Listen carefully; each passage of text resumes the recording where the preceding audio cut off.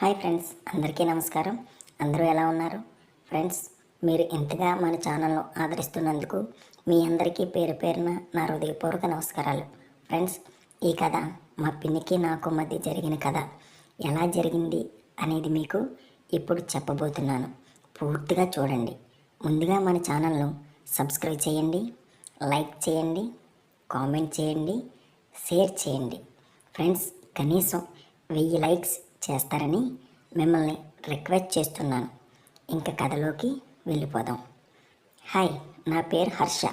నా వయసు 25 సంవత్సరాలు. నేను పొడవుగా ఉంటాను. చూడటానికి చాలా అందంగా, చాలా బాగుంటాను. ఈ కథ నా లవ్ బ్రేకప్ తర్వాత మా పిన్నికి నాకు మధ్య జరిగిన కథ. నేను ఒక అమ్మాయిని చాలా ఇష్టంగా ప్రేమించాను.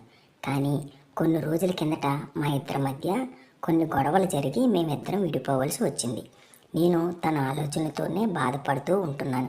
ఇంకా ఊర్లో ఉంటే తనను మర్చిపోవడం కష్టమని హైదరాబాద్ వెళ్ళి జాబ్ చేసుకుంటున్నాను. ఒకరోజు లంచ్ బ్రేక్ టైంలో నాకు తెలియని నంబర్ నుండి కాల్ వచ్చింది. ఎవరో అని కాల్ చేయగానే అవతల నుండి ఎవరో ఒక అందమైన అమ్మాయి వాయిస్ వినబడింది. తర్వాత మా ఇద్దరి మధ్య మాటలు కుదిరాయి. హలో, ఎవరు ఈ నెంబర్కి కాల్ చేశారు అని అడిగాను. అందమైన వాయిస్తో, హాయ్ రా, నేను మీ పిన్నిని. బాగున్నావా? ఎక్కడున్నావు? ఏం చేస్తున్నావు అని అడిగింది. మీకు తన గురించి చెప్పలేదు కదా. తన పేరు శ్రీదేవి. తన వయసు 23 సంవత్సరాలు. తను చాలా అందంగా ఉంటుంది. సినిమా హీరోయిన్లా ఉంటుంది. ఒకసారి చూడగానే మళ్ళీ మళ్ళీ చూడాలనిపించే అంత అందంగా ఉంటుంది. తను నాకన్నా చిన్నది, కానీ నాకు వరుసకు మా బాబాయిని పెళ్లి చేసుకోవడం వల్ల పిన్ని అయ్యింది. మా బాబాయి పిన్ని మొదట్లో చాలా సంతోషంగా ఉండేవారు. కానీ ఉండగా ఉండగా బాబాయ్ రోజు తాగొచ్చి మా పిన్నిని అనుమానిస్తూ కొట్టేవాడు. నేను, బాబాయ్ ఎలా ఉన్నాడు, మీరు ఎలా ఉన్నారు అని అడిగాను. అప్పుడు పిన్ని, బాగున్నాను, మీ బాబాయ్ దగ్గర లేను. మీ బాబాయి రోజు కొడుతుంటే భరించలేక ఊరికి వచ్చేసాను అని అన్నారు. షాక్ అయ్యాను. అదేంటి పిన్ని, ఏమైంది అసలు, గొడవేంటి, ఆ మాత్రం దానికి ఊరికి వెళ్ళిపోతావా అని అడిగాను. అప్పుడు పిన్ని, మీ బాబాయి నన్ను కాకుండా ఇంకొక అమ్మాయితో తిరుగుతున్నాడు, అడిగితే రోజు కొడుతున్నాడు, అందుకే ఊరికి వచ్చేసాను. ఇంకా తన దగ్గరికి వెళ్ళను. ఇంకా తన గురించి నా దగ్గర మాట్లాడకు, నన్ను ఇబ్బంది పెట్టకు అని అన్నది. సరే పిన్ని, నీకో విషయం చెప్పాలి, చెప్పరా అన్నది. పిన్ని, నేను శృతి విడిపోయాం. మా ఇద్దరి మధ్య గొడవలు వచ్చి మాట్లాడుకోవడం లేదు. తనకి నేను దానికి వెళ్ళి విడిపోయాం అని అన్నాను. పిన్ని షాకింగ్ వాయిస్తో, ఏం మాట్లాడుతున్నారా, తను నిన్ను వదిలేయడం ఏంటి, తనకు నువ్వంటే చాలా ఇష్టం, తనతో నేను ఒకసారి మాట్లాడతాను అని అన్నది. నాకు తెలుసు పిన్ని, తనకు నేనంటే చాలా ఇష్టం, కానీ ఇప్పుడు ఆ ఇష్టం లేదంట, కోపం పెంచుకుంది అన్నది. అప్పుడు పిన్ని, అది కాదు హర్ష, తనకు నువ్వంటే ప్రాణమని ఒకరోజు నాతో చెప్పిందిరా, నిన్ను వదలనని అన్నది. అప్పుడు నేను, పిన్ని ప్లీజ్ ఇంకా వదిలే, నా వల్ల కాదు, అయినా మనం ఇంత సిన్సియర్గా లవ్ చేస్తే మనకి ఇలా జరిగిందేంటి పిన్ని అని బాధపడ్డాను. అప్పుడు పిన్ని, ముందు నువ్వు ఫీల్ అవ్వకరా, మనం ఎందుకు ఫీల్ అవ్వాలి, మనల్ని వద్దనుకున్నందుకు వాళ్ళు ఫీల్ అవ్వాలి అని అన్నది. సరే పిన్ని, నాకు టైం అయింది, నేను డ్యూటీకి వెళ్తాను అని అన్నాను. సరేరా అన్నది. ఇంకా ఆ రోజు నుండి ఒకరికొకరు మాట్లాడుకుంటూ ధైర్యం చెప్పుకునేవాళ్ళం. అలా రోజు తప్పకుండా మాట్లాడుకుంటూ మేము మా విషయాలు, మా గతాలు కూడా మర్చిపోయాం. చాలా క్లోజ్గా మారిపోయాం. కొన్ని రోజుల తర్వాత పిన్నికి కాల్ చేశాను. హాయ్ పిన్ని, తిన్నావా, ఏం చేస్తున్నావు అని అడిగాను. అప్పుడు పిన్ని, తిన్నాను, కానీ నన్ను ఇంకెప్పుడు పిన్ని అని పిలవకు, అయినా మీ బాబాయ్తోనే రిలేషన్ లేదు, మనం ఎందుకురా అలా పిలుచుకోవడం, మనం ఇద్దరం మంచి ఫ్రెండ్స్గా ఉందాం అని అన్నది. సరే పిన్ని అని చెప్పాను. కొద్దిసేపు సరదాగా మాట్లాడుకున్నాం. తర్వాత తనకేదో పని ఉందని తర్వాత చేస్తాను అని చెప్పింది. మేము ఎవరి పనిలో వాళ్ళు బిజీ అయిపోయాం.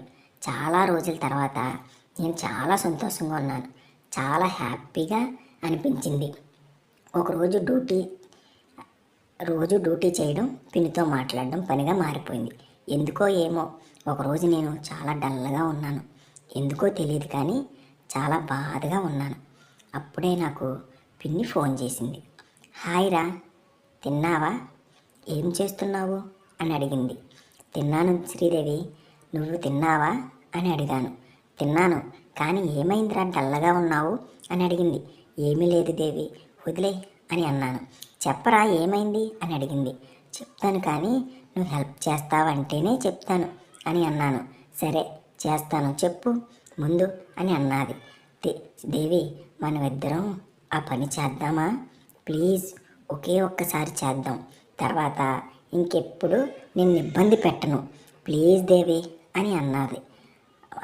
మా పిన్ని కోపంతో ఏం మాట్లాడుతున్నారా, పిచ్చి పిచ్చిగా ఉందా అని కోపంగా అన్నది. ప్లీజ్ పిన్ని, ఒకే ఒక్కసారి చేద్దాం, కోప్పడుకు అన్నాను. ఆపరా, ఇంకొకసారి ఆ విషయం నా దగ్గర మాట్లాడకు, బాగోదు చెప్తున్నా.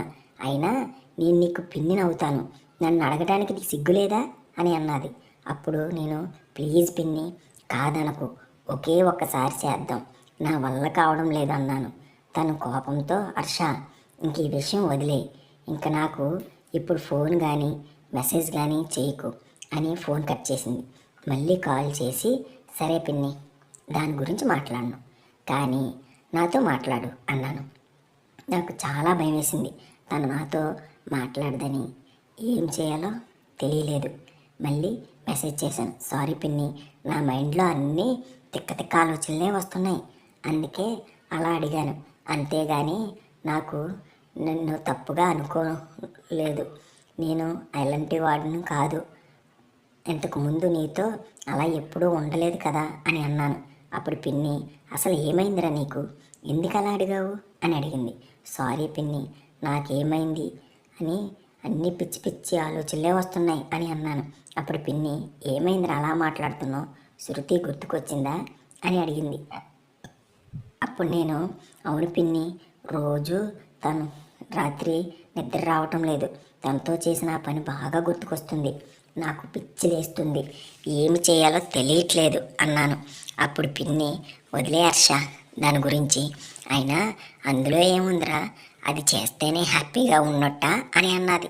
అప్పుడు నేను తను కోప్పడకుండా ఆ విధంగా మాట్లాడినందుకు నాకు చాలా హ్యాపీగా అనిపించింది. ఏమో దేవి, తనతో చాలా ఆనందపడ్డాను, ఆగలేక అడిగాను అన్నాను. నాకు తెలిసిరా నువ్వు మంచోడని, కానీ అలా మాట్లాడేసరికి కోపం వచ్చేసింది, దాని గురించి మర్చిపో, ఫ్రీగా మాట్లాడుకుందాం అని అన్నది. సరే దేవి అని అన్నాను. ఇంకా ఆ రోజు నుండి చాలా ఫ్రీగా మాట్లాడుకునే వాళ్ళమే, ఇద్దరం చాలా దగ్గర అయిపోయాం. ఓకే ఫ్రెండ్స్, ఆ తర్వాత మా పిన్ని నాకు ఎలా సహకరించింది, మా పిన్నికి నాకు మధ్య ఏం జరిగింది, ఎలా జరిగింది అనేది మీకు తర్వాత ఎపిసోడ్లో వివరంగా చెప్తాను. తప్పకుండా పూర్తిగా చూడండి. మీకు మరిన్ని ఇంట్రెస్టింగ్ వీడియోస్ కోసం ఇప్పుడే మన ఛానల్ని సబ్స్క్రైబ్ చేయండి, లైక్ చేయండి, కామెంట్ చేయండి, షేర్ చేయండి. మరొక ఇంట్రెస్టింగ్ వీడియోతో మీ ముందుకి మళ్ళీ వస్తాను.